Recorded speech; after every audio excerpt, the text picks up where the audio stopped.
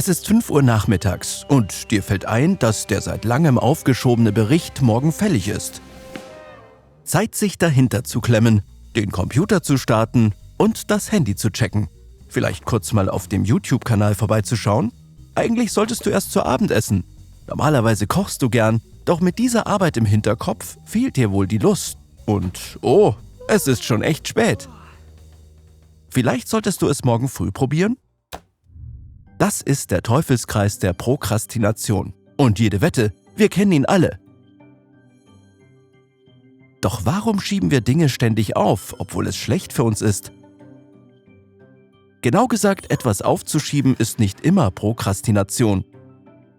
Gutes Zeitmanagement heißt, zu entscheiden, welche Aufgaben wichtig sind und welche warten können. Prokrastination bedeutet, Aufgaben ohne triftigen Grund aufzuschieben. Obwohl unser Verhalten vermutlich negative Konsequenzen hat. Natürlich ist es irrational, etwas zu tun, das uns vielleicht schadet. Ironischerweise versucht unser Körper uns durch Prokrastination zu schützen, besonders durch Vermeiden von Aufgaben, die bedrohlich auf uns wirken. Wenn uns einfällt, dass der Bericht fällig ist, reagiert das Gehirn wie auf eine Bedrohung. Die Amygdala, eine Gruppe Neuronen, die zur Emotionsverarbeitung und zur Erkennung von Bedrohungen zuständig ist, setzt Hormone wie Adrenalin frei, die eine Angstreaktion auslösen. Diese stressbedingte Panik kann Impulse des präfrontalen Kortex überlagern, der sonst langfristiges Denken und die Regulierung der Gefühle steuert.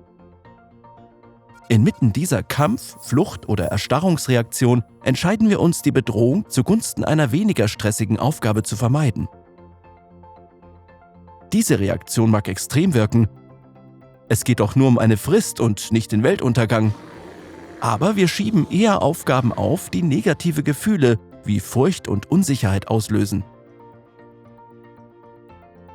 Studien über prokrastinierende Studenten zeigen, dass die Teilnehmer eher Aufgaben aufschoben, die sie als Stress oder Herausforderung empfanden. Die Wahrnehmung, wie schwierig eine Aufgabe ist, nimmt zu, wenn man sie aufschiebt. In einem Experiment wurden Studenten mehrmals am Tag ans Lernen erinnert. Während des Lernens gaben viele an, es sei nicht so schlimm. Doch wenn sie prokrastinierten, beurteilten sie den Gedanken ans Lernen stets als sehr stressig und es fiel ihnen deshalb schwer, damit anzufangen. Da Prokrastination von negativen Gefühlen motiviert wird, sind einige Menschen dafür anfälliger als andere.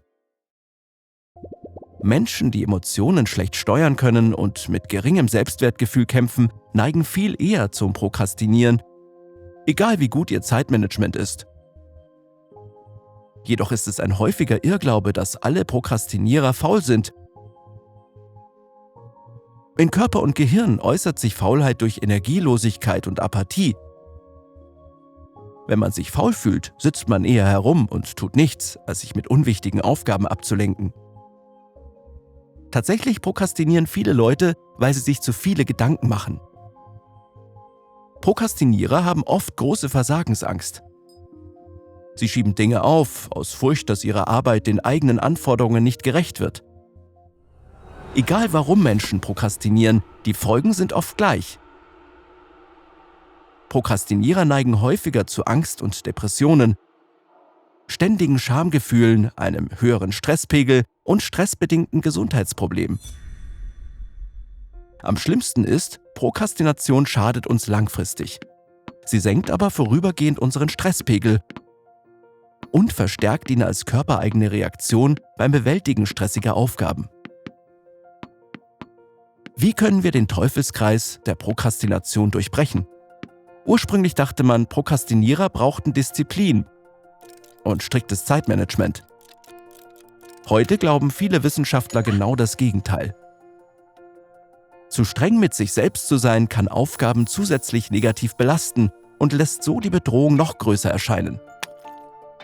Um diese Stressreaktion zu umgehen, müssen wir uns den negativen Gefühlen stellen und sie reduzieren. In einfachen Strategien werden Aufgaben in kleinere Elemente zerlegt oder man führt Tagebuch darüber, warum sie stressen, und spricht die zugrunde liegenden Bedenken an. Man sollte Ablenkungen ausschalten, die spontan zum Prokrastinieren verleiten. Und man sollte vor allem Mitgefühl mit sich selbst entwickeln. Sich verzeihen und sich vornehmen, es das nächste Mal besser zu machen. Denn eine Kultur, die diesen Teufelskreis aus Stress und Prokrastination nährt, schadet langfristig uns allen. TED-Ed hat sich zum Ziel gesetzt, möglichst vielen Menschen kostenlos hochwertige Bildungsinhalte in möglichst vielen Sprachen zur Verfügung zu stellen. Hilf mit, unsere gemeinnützige Mission zu unterstützen, indem du auf unserem Patreon spendest. Und vergiss nicht, diesen Kanal zu abonnieren.